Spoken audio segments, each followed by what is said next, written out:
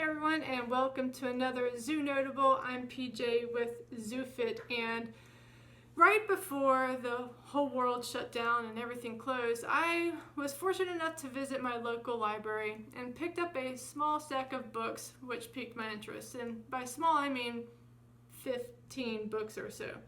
Now, most of these books were about the writing process or the creative process, and through the shelter-in-place period of April and May, I read most of these books, and they were definitely inspiring and pertinent to my writing life. But then I read The Big Thing by Phyllis Korkki, and this was also about the creative process. Her book focused on how she managed to complete this book, her huge creative project, despite, again, what her self-deprecating subtitle calls, "If you're a lazy, self-doubting procrastinator like me," which I thought she was describing me in a nutshell as well. But I found this book interestingly appropriate for anyone who's pursuing any kind of big thing. My immediate thought went to those who are looking to get into this highly competitive field of animal care.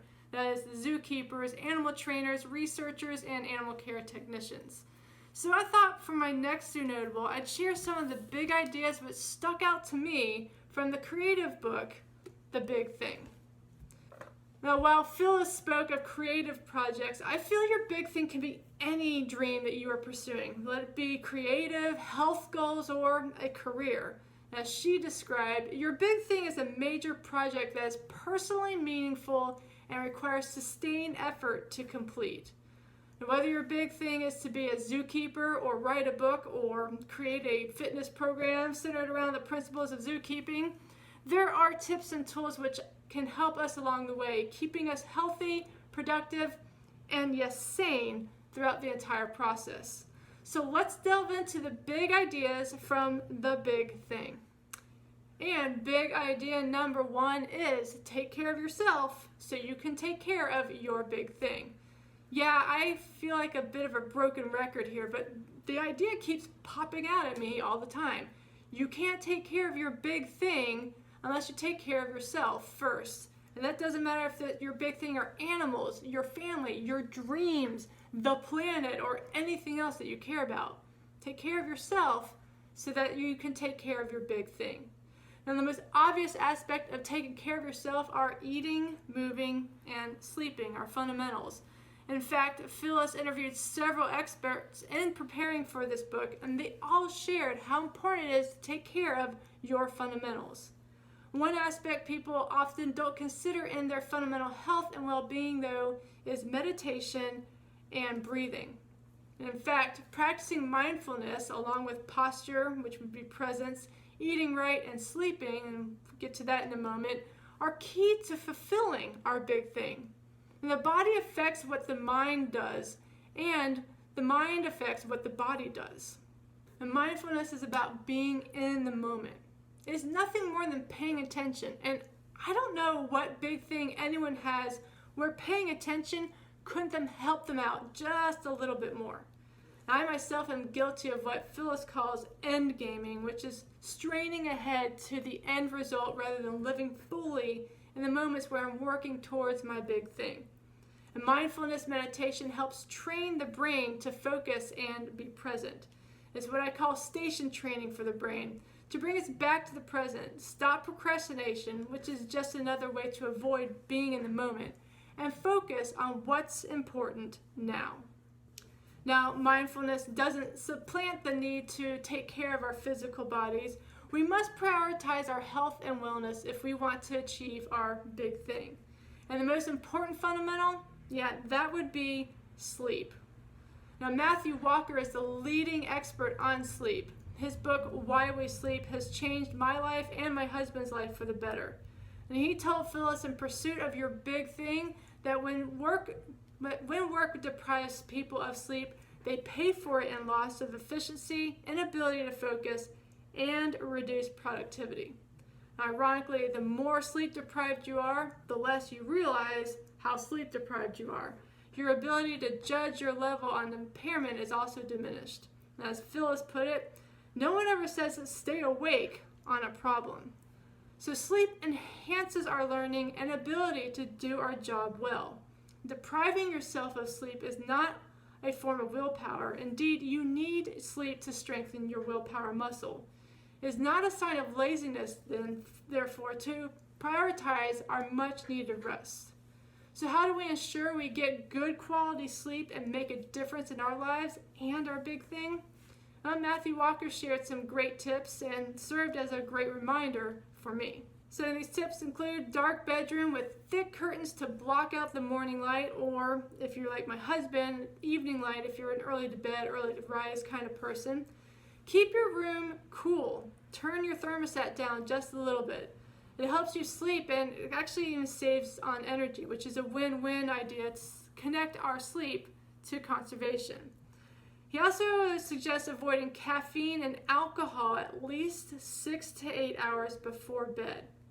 But perhaps the most important thing for a stable sleep is a constant wake-up time. Even on weekends? Yes. If you get up at 6 a.m. on weekdays for work, it actually will help you in the long run to create a biological rhythm every day, even on your weekends, to avoid mental jet lag. So whether your big thing is to write the next great epic American novel, save rhinos, or become a rhino keeper, make sleep and mindfulness a priority. It will give you the focus, the clarity, and the inspiration you need to achieve success. Our next big idea is the journey over the destination. And if there was just one idea that I had to pull from this book and get rid of all of the other big ideas, this idea would stand alone. It's about the journey, not the destination. Now, this concept is universal. Now, one of Phyllis's contacts, writer and creator Scott C. Reynolds, stated that our big thing is a journey. It's a passion. And he said, I ultimately realized that without passion, it's like someone wanting to be a rock star to be a rock star, not because they love playing the guitar or they just have to write a song. And I think this concept is what I related to animal professionals the most. It's okay to want to play with the animals, but without a commitment to the hard work associated with this career, we aren't likely to be as successful or honestly very happy. Now, we all want to be that zookeeper or the author or the influencer. No one wants to be working necessarily towards that dream. But the reality is that even once you achieve your dream, it's still going to require work and dedication. Now, Laney Basham, a gold medalist for sharpshooting and the creator of an Olympic-winning coaching strategy called mental management, speaks very openly on this subject. Instead of focusing on what it'd be like to stand and receive your Olympic gold medal, envision yourself making the efforts it takes to achieve that medal. Envision taking aim and hitting the bullseye. And then, after you've envisioned that, go out and practice. Now, I've started incorporating this practice into my own work because I tend to fantasize a lot about getting published or having ZooFit become this big program at a zoo or fitness center. And while it's enjoyable, these fantasies aren't exactly productive. So instead of imagining being on the Daily Show with Trevor Noah, I focus on what I'm feeling as I write. I imagine completing a story or editing a video. Is it as exciting as picturing my first traditionally published book in my hand? Not exactly, but it is a lot more motivating to do the actual work to get to that goal. Now, if visualizing yourself doing the work necessary to achieve your big thing doesn't do the trick, Phyllis has an exercise to help you discover if your big thing is really your big thing.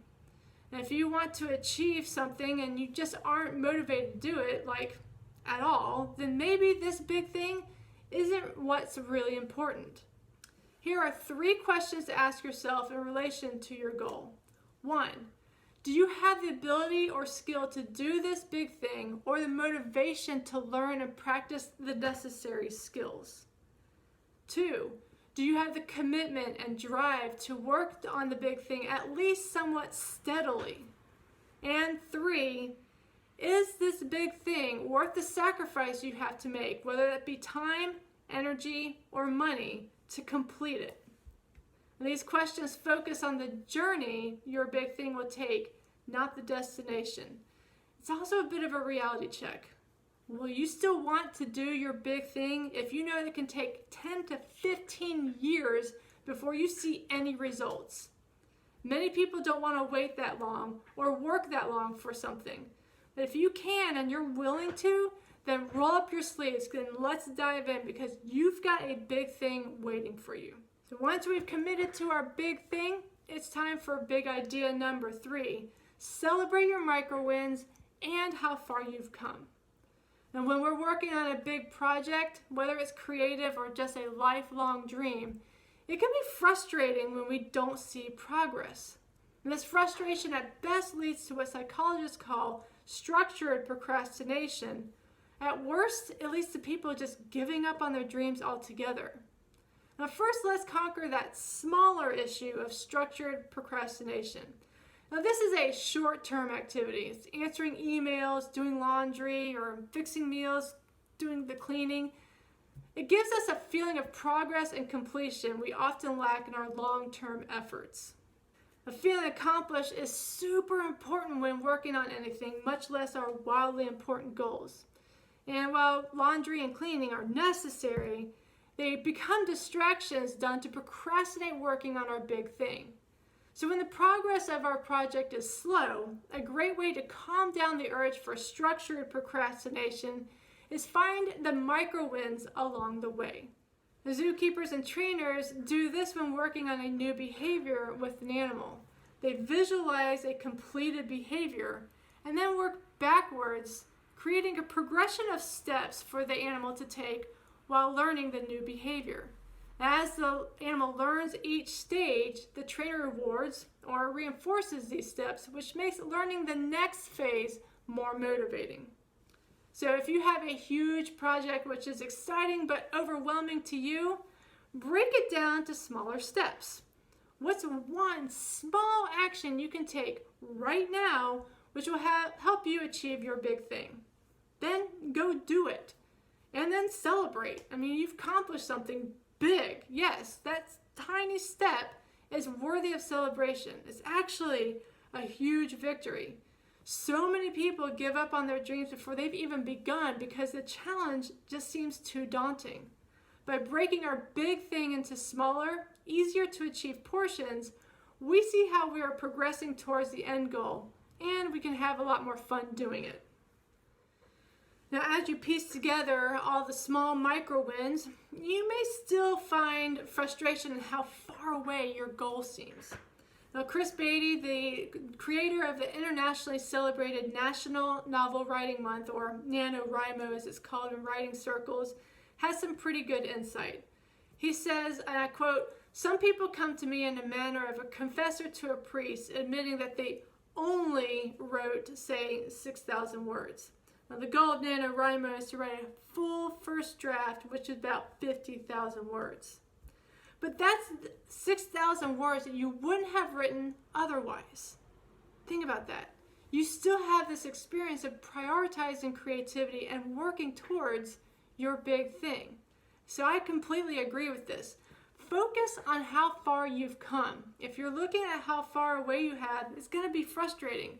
But develop this video game player's mindset. Tell yourself, I haven't won yet. And with enough experience points, you're going to defeat your big boss and again, complete your big thing. And that will make the victory all the more sweeter for it. And that leads us to big idea number 4, willpower, focus, and your big thing. Now, in today's age, so much is drawing our attention away from what's actually important in life, and it's really any wonder anybody finishes their big thing. Procrastination and distraction are highly prevalent in today's society. Now, according to Earl Miller, a neuroscientist at MIT, to remain focused, we need to practice focusing. The brain is just like any other muscle. The more you use it, the stronger it gets. So the more you practice focusing on the task at hand, the better you will get at it. Now, of course, this practice takes a good deal of willpower. And while training your brain to focus strengthens the brain, relying too much on willpower actually depletes our energy. Roy Baumeister and John Tierney tell us in their book, Willpower, I quote, You have a finite amount of willpower that becomes depleted as you use it. So when people have to make a big change in their lives, their efforts are undermined if they are trying to make other changes as well. So the lesson to stay on track is to start small and build your willpower. And remember, give yourself some mental breaks. Not the procrastinating breaks where you zone out on YouTube for an hour, but restorative and restful breaks. Take a walk to break away from studying. Get up and stretch or exercise after working on your resume or manuscript. Take a nap after an exhausting interview. Give your brain a well-earned opportunity to recharge. Now stretch your focus, use your willpower wisely, and watch your big thing get closer with every step. And that's going to lead us to our last big idea, number 5. Rejection is part of the process. And whether you're an aspiring author, zookeeper, or entrepreneur, you're going to feel frustration of rejection at some point. And while rejection sucks, it's something we need to accept as part of our journey to our big thing. And this kind of reminds me of Steve Chandler's yes lives in the land of no. Now think of like this huge area that your big thing is located. This vast land of mountains, valleys, rivers, and fields. That whole land, that's the land of no. And because of its name, not many people are willing to forge ahead. But this is where your yes and where your big thing lives. You have to travel through the land of no and risk the occasional meetup with obstacles or challenges. And you may even be one of the lucky few who goes for it, enters the land of no, and doesn't meet a single rejection. It's rare, but it is possible. However, you have to be willing to risk it in order to achieve it, because yes lives in the land of no. Now, I'm not denying that rejection hurts. I touched on this in a previous Zoo Notable on Tal Ben-Shahar's book, Pursuit of Perfect. And he said, no one likes to fail, but the optimalist understands that in order to win and achieve success, we must be willing to fail along the way. So how do you get the courage to trudge ahead with your big thing, knowing that the hurt of rejection is around any corner? Phyllis interviewed Tim Kasser, a psychology professor at Knox College, who helped answer this question. He said, you have to separate yourself from the outcome. It has to be first and foremost about the process and the experience. You have to separate yourself from the outcome. So this reminds me of the optimized philosophy of taking aim of your target, doing your best to aim straight and true. So that means doing the work to prepare for the shot. But once you release your arrow, the outcome is completely out of your hands. This is important to remember as you traverse the land of no. Rejection is not a reflection of your self-worth or your ability. You don't know why you're rejected. It's highly possible that fate intervened because it has something absolutely phenomenal in store for you just a little further down the path. The question is, are you an optimist, pursuing your big thing no matter what? Are you willing to see what life really has in store for you and travel through the land of no to get to your big thing and the yes that accompanies it? Let's focus on our wins and progress, and let's go after our big thing today, tomorrow, and forever.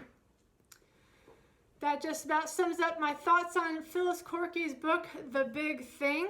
If this book intrigued you, you can check out your local library or local bookstore, and you may find a few of the books that I've mentioned in this note along the way. Matthew Walker's Why We Sleep, Lanny Basham's With Winning in Mind, we have Roald Baumeister and John Tierney's Willpower, and Tal Ben-Shahar's The Pursuit of Perfect. And a couple other books you might be interested in are Stephen Pressfield's Turning Pro. There's also Do the Work and his The War of Art. I also personally get a lot of inspiration and great ideas in pursuing my big thing, which is ZooFit, through the Optimize program. You can find out more about them at optimize.me. Let me know what your thoughts of the big thing are. Let me know what your big thing is. And again, connect with me at zoofit.net. See how we can achieve success by eating clean, living green, and training positive. Thanks.